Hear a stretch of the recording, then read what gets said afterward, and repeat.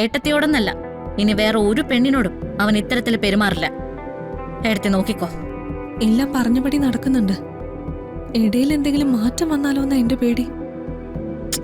ഇല്ല ഏട്ടത്തി, ദൈവം നമ്മുടെ കൂടെ തന്നെയുണ്ട്. അയ്യോ മോളെ.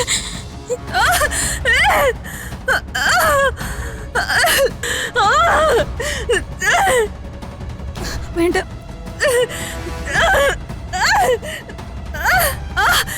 ചെറിയമ്മേ, ചെറിയമ്മ എവിടെയാ? ചെറിയമ്മേ.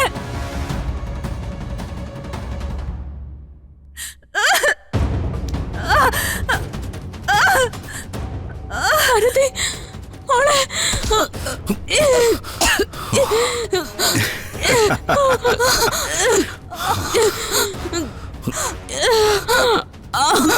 നിന്നെയൊക്കെ പാതാളത്തിൽ കൊണ്ടുപോയി ഒളിപ്പിച്ചാലും ഇവളെ പോലുള്ളവന്മാരെ ഇറങ്ങി വരുമെന്ന് എനിക്കറിയാം.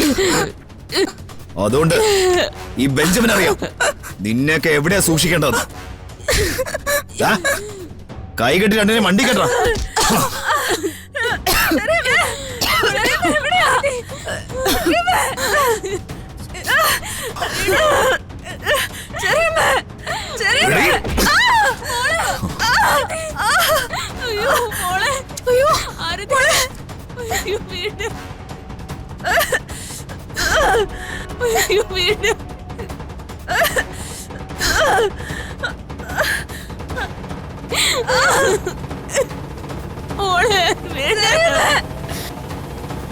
കൊണ്ടുപോടാ.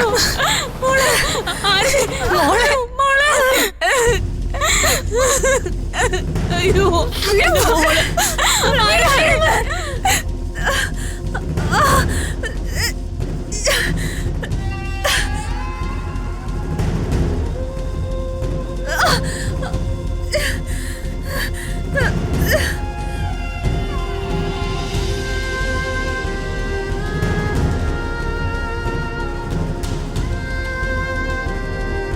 കൊണ്ടുപോയിക്കോട്ടെ.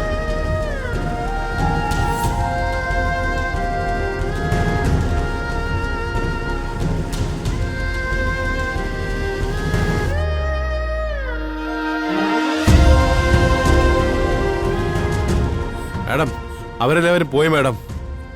വീണ്ടും ശ്യാമ മാഡത്തിനെ നമുക്ക് നഷ്ടപ്പെട്ട നിലയിലാ.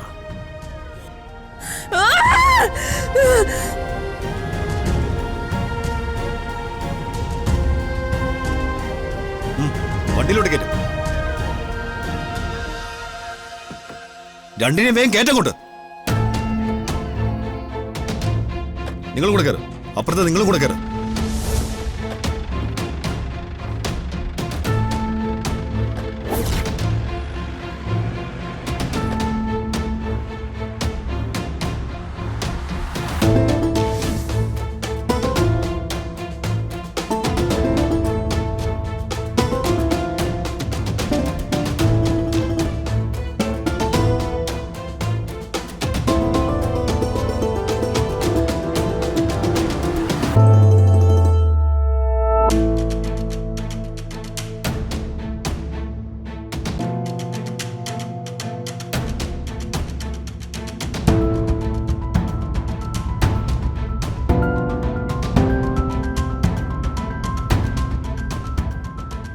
എന്താ, ഞാൻ പറഞ്ഞ വാക്ക് അനുസരിക്കേണ്ടെന്നാണോ തീരുമാനിച്ചിരിക്കുന്നത്?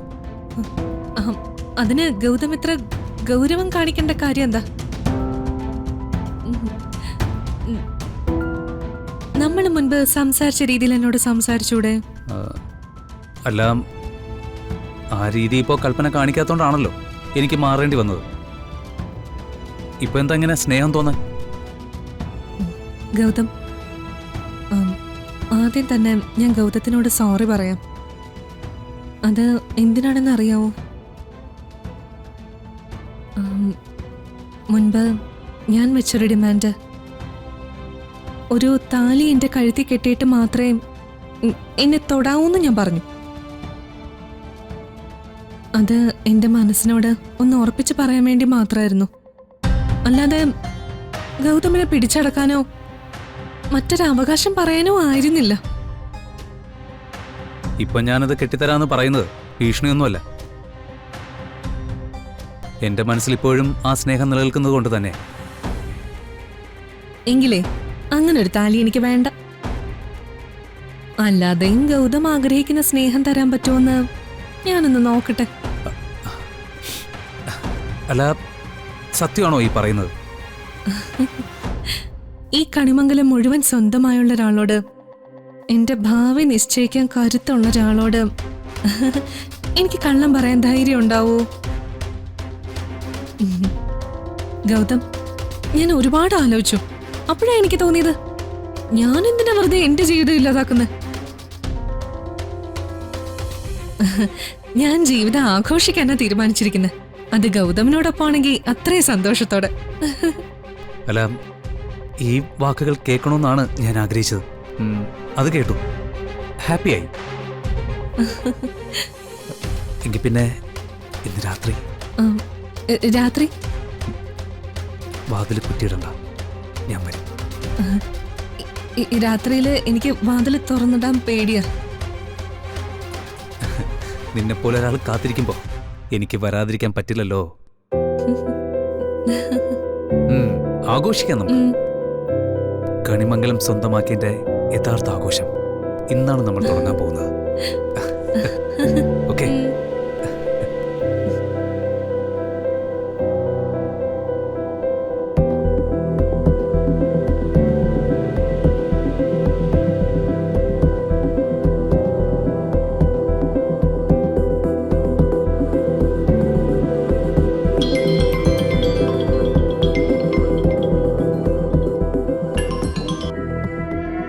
ഹലോ ഏട്ടത്തി. രാധികെ, ഞാനിപ്പോ വരുൺ പറഞ്ഞ പോലെ ഗൗതമിനോട് സംസാരിച്ചു.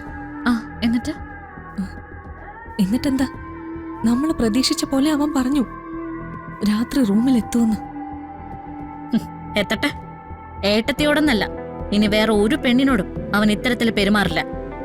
ഏട്ടത്തി നോക്കിക്കോ. എല്ലാം പറഞ്ഞപടി നടക്കുന്നുണ്ട്. ഇടയിൽ എന്തെങ്കിലും മാറ്റം വന്നാലോ എന്നാ എന്റെ പേടി. ഇല്ല ഏട്ടത്തി, ദൈവം നമ്മുടെ കൂടെ തന്നെയുണ്ട്. നമ്മളങ്ങനെ തോറ്റൊന്നും പോവില്ല. ബാക്കിയൊക്കെ ഏട്ടൻ നോയിക്കോളും.